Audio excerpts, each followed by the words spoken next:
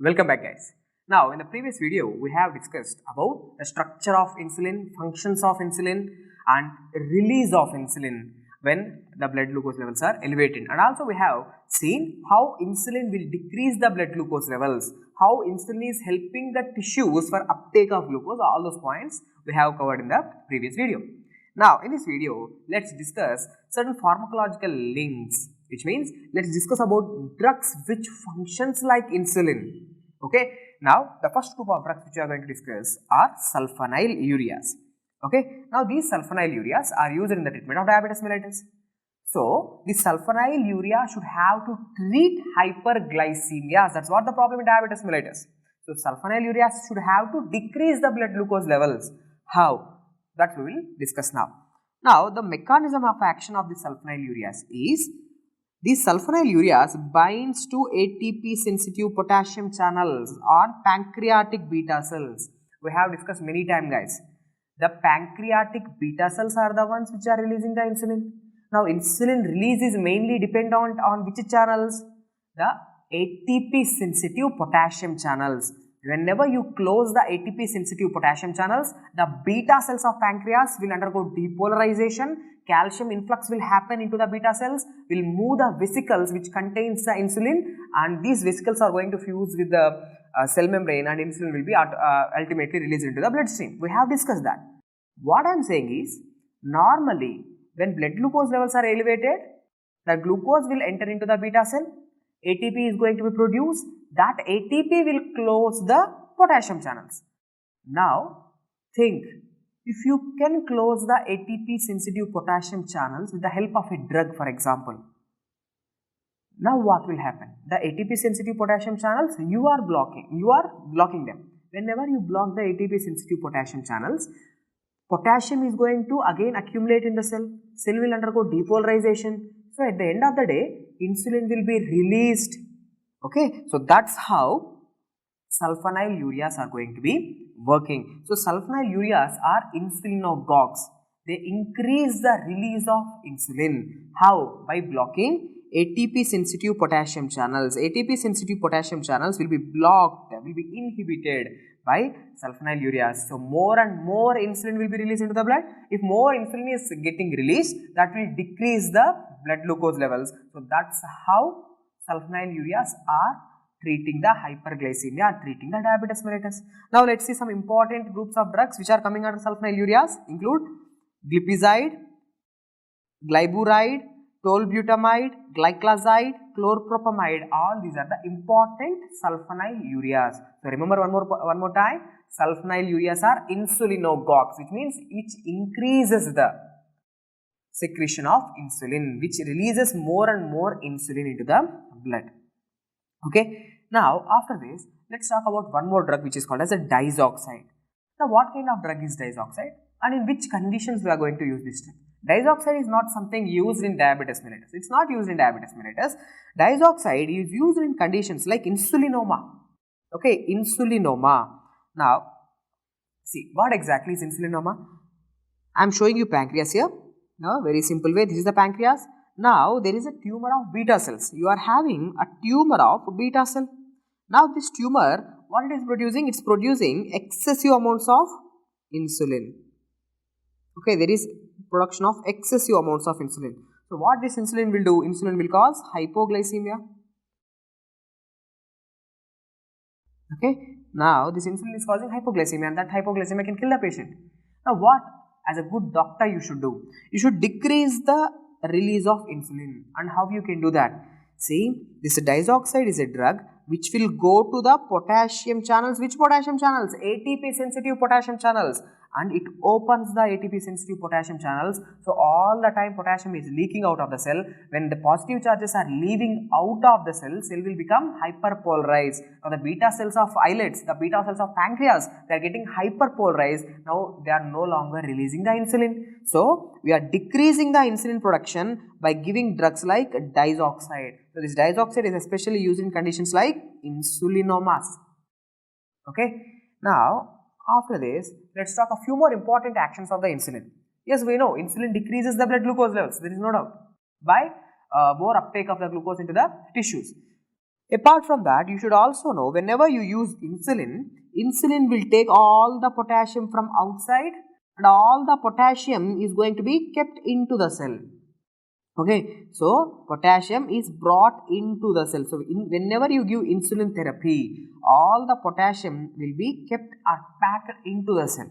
Okay, this is one of the action of insulin. How this is going to be helpful for us? Imagine that there was this one patient who is having hyperkalemia. His blood potassium levels, his plasma potassium levels are very much high. Now, whenever there is so much amount of potassium, that will definitely trigger tachyarrhythmias and the patient can die. So, what we can do, whenever you use insulin, we know the concept, insulin is going to bring the potassium from the outside into the cell. So, the insulin will decrease the potassium levels by packing the potassium into the cells. So, we can use it in conditions like hyperkalemias. In a hyperkalemia patient, if you give insulin, insulin will be packed inside the cell. Okay, not in the serum. That's how we can decrease the hyperkalemias. We can treat the hyperkalemias. Now, after this, let's talk about how insulin decreases the blood glucose levels. The insulin, it is decreasing the blood glucose levels. How? By stimulating certain processes and by inhibiting certain processes. How? See, now whatever I am showing you here in this green color, all these processes are activated. Okay, all these processes which I am showing you in this box, all these processes are activated. The enzymatic machinery is activated by the insulin. What does I mean by? See, insulin, it decreases the blood glucose by glycolysis.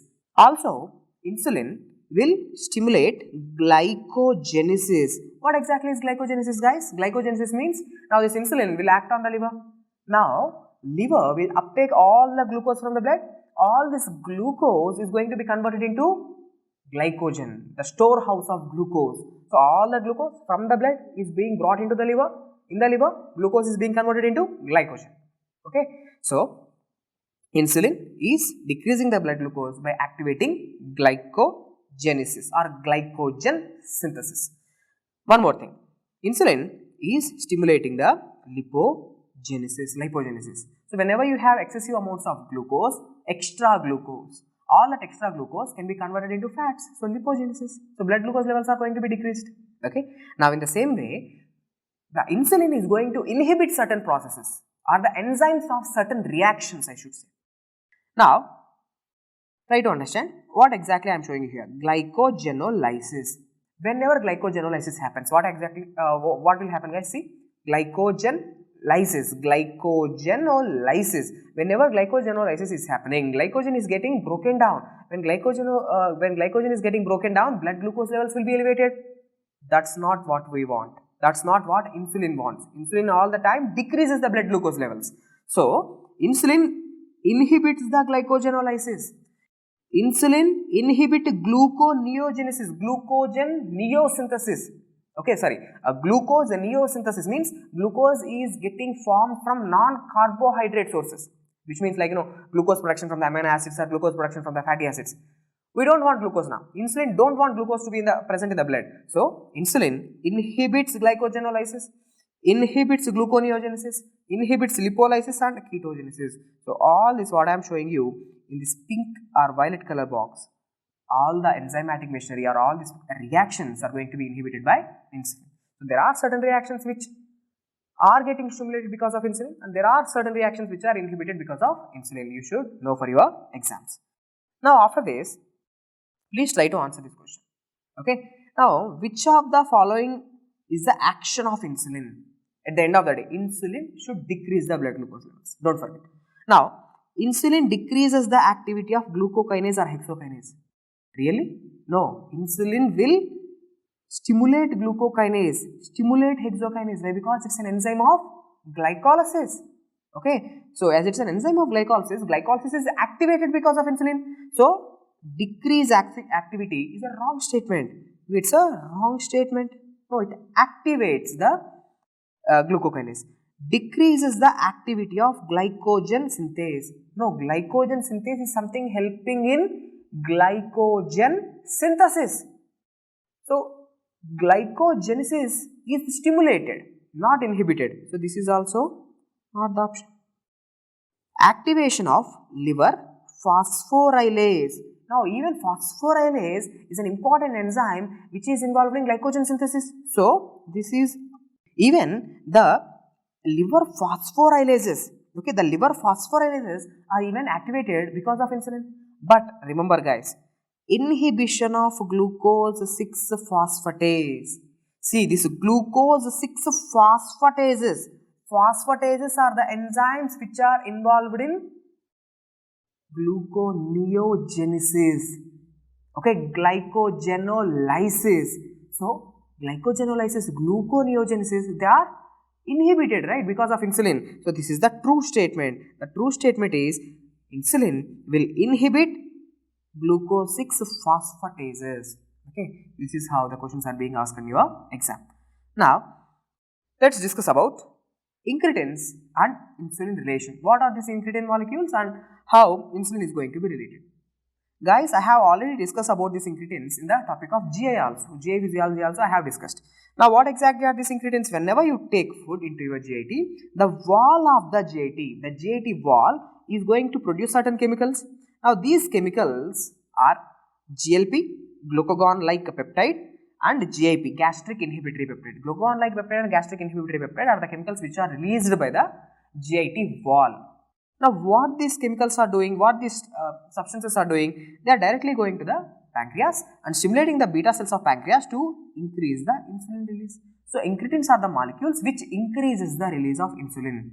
How we can use this concept in treatment of diabetes mellitus is, say, for example, if you make a drug, if you manufacture a drug which is GLP analog or GIP analog in the pharmaceutical industry, you have manufactured a drug which is a GLP analog or GIP analog. Now, these drugs will also act on the beta cells of pancreas, will increase the insulin release. So, wherever there is more insulin, blood glucose levels will come down. You can treat the diabetes mellitus. So, GIP analogs, GLP analogs can treat the diabetes mellitus. What are these examples? We will discuss in the next slide. Here I want you to know one more important concept. It's dipeptidyl peptidase. So, what exactly is dipeptidyl peptidase for? Normally, physiologically, this dipeptidyl peptidase I am showing you here with a scissor shape. Now, why? Because this dipeptidyl peptidase is something which will break down the incretins. Dipeptidyl peptidases breaks down the endogenous incretins. Now, these are something not good in the treatment of diabetes mellitus because we want incretins for the release of insulin. Insulin will decrease the blood glucose levels. But what this dipeptidyl peptidase is doing? Dipeptidyl peptidase 4 is destroying the incretins. Now, what kind of drugs we should make in the pharmaceutical industries? We should make drugs which will come and destroy the dipeptidyl peptidase 4. Or we should say we have to make a drug which inhibit dipeptidyl peptidase 4. DPP4 inhibitors are used in the treatment of diabetes mellitus. Why? Whenever I take a drug dipeptidyl peptidase 4 inhibitor, it will come and inhibit the dipeptidyl peptidase, so that this GLP and GIP are going to act for longer durations. Okay, now they will act for a longer duration and more insulin will be released. This is the mechanism of action of dipeptidyl peptidase 4 inhibitors. Now, let's see what are the drugs which are coming under GLP-1 analogs. GLP-1 is a incretin. So, GLP-1 analogs include exenatide, liraglutide. Okay, so ending with the tide. So, exenatide and liraglutide are the drugs which are GLP-1 analogs. The important side effect of these drugs is pancreatitis.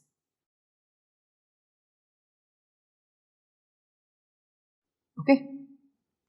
Now, what are the drugs which are coming under DPP4 inhibitors? Dipeptidyl peptidase 4 inhibitors.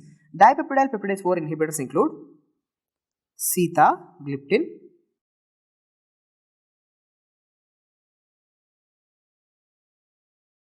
vildagliptin, alogliptin, gliptin and liragliptin. Okay, these are the drugs which are coming under dipeptidyl peptidase 4 inhibitors. And one more important point, even these drugs are having side effect of pancreatitis. Okay, these drugs are also having side effect of pancreatitis. And both these drugs, incretin analogs, GLP-1 analogs and dipeptidyl peptidase 4 inhibitors, both of them are used in the treatment of diabetes mellitus. Now, after this, let's discuss about a slide which is very important for your exams. Conditions where insulin release is increased and conditions where insulin release is decreased. See here, now whenever the blood glucose levels, whenever the blood glucose levels are increasing, when blood glucose levels increases means automatically insulin production is going to be increased. We have seen this, but important is most of the students will think insulin and glucagon are exactly opposite. But see, whenever you have glucagon, that glucagon will stimulate the release of insulin. It's a true statement. Why? Because whenever you have glucagon in your body, what glucagon will do? Glucagon increases the blood glucose levels. So, whenever there is increased blood glucose, automatically insulin production is going to be increased. So, glucagon increases the insulin levels, true statement. And molecules like incretins, just we have discussed GLP-1 analogs and GIP, gastric inhibitory peptide, incretin molecules increases the release of insulin, true statement. Amino acids increases the release of insulin, true. Amino acids like especially arginine and leucine. And secretin, gastrin, cholecystokinin, pancreasamine, all these GIT enzymes. First of all, just tell me, when do you have these GIT enzymes? Sir, whenever there is food, GIT enzymes are going to be produced. So, GIT enzymes are there whenever there is food. Whenever there is food, glucose is going to come into the blood. Whenever there is glucose, that increases the insulin levels. So, GIT hormones are also going to stimulate the release of insulins.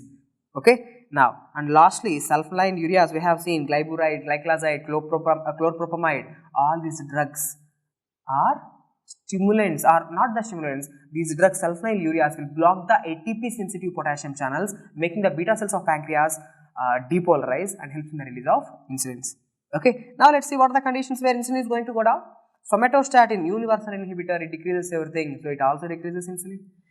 Diazoxide, used in the treatment of insulinoma by opening the potassium channels.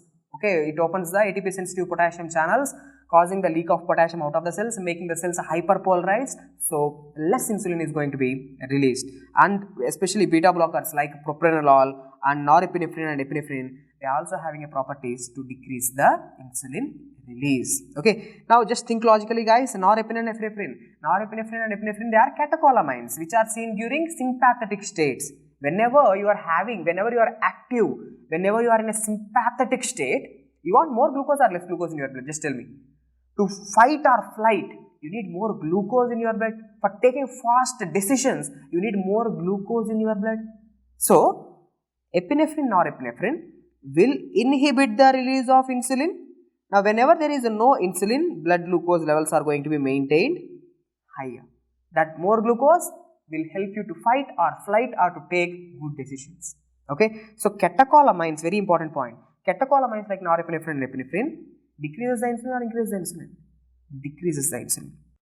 Okay, now after this, please see here, there is one more table where what are the conditions where blood glucose levels are going to be elevated. Which hormones increase the blood glucose levels? Which hormones decrease the blood glucose levels? Right now I am talking about glucose. Previously we have discussed about the insulin. So glucagon increases the blood glucose, we have seen. But insulin decreases the blood glucose. They are just opposite, antagonistic hormones. Insulin decreases the blood glucose levels, glucagon increases the blood glucose levels. And growth hormone, thyroid hormone, cortisol, catecholamines, just now I am telling you, catecholamines, norepinephrine, they increase the blood glucose levels. Okay, catecholamine, cortisol, epinephrine, norepinephrine, growth hormone, glucagon, all these drugs are going to increase the blood glucose levels.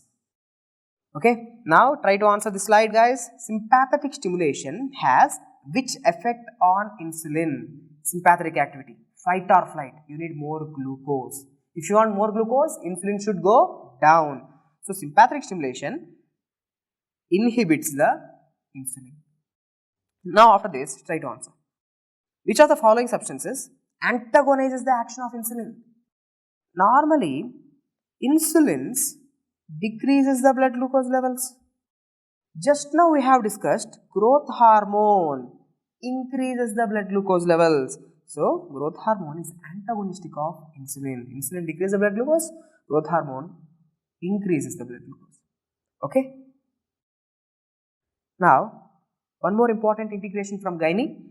Normally, when the fetal pancreas start to produce insulin secretion in fetus begins by which month? 5th month of intrauterine life. So, by 5 months itself, the fetal pancreas, the fetal beta cells of islet, they have started to synthesize the.